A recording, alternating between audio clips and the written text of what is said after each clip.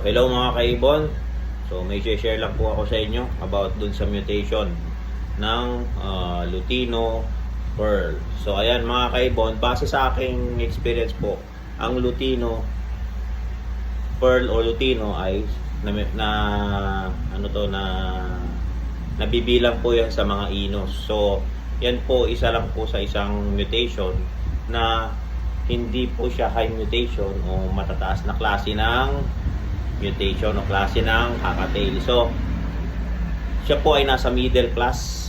Then, yung mga high mute na sinasabi, number 1 po yan yung Palo, Emerald, saka Silver. Yan po yung tatlong yan, ang high mutation.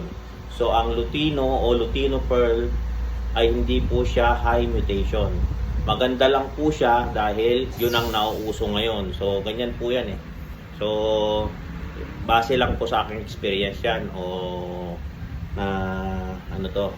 na-classify po. So ayan mga kaibon, gadami kasi nagtatanong about sa Lutino o high mute ba yan. Nauuso lang po yan ngayon kasi yun ang in demand na hinahanap ng mga breeder ngayon. So yan ang kinakalokohan ng mga nag-aalaga ng kakatail ngayon. So ayan mga kaibon, pero hindi siya po high mutation base sa aking pagkakaintindi. So ayan mga kaibon. So yan ay middle class. Ang high mutation po ay ang Emerald, Palo, Silver. So ayan mga kaibon.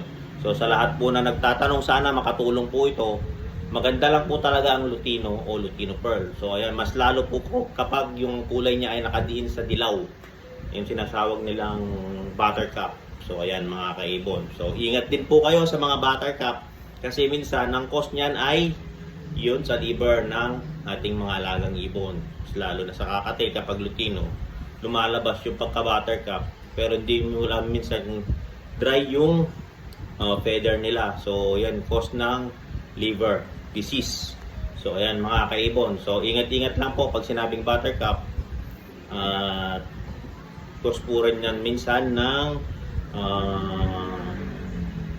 liver disease. So ayan mga kaibon.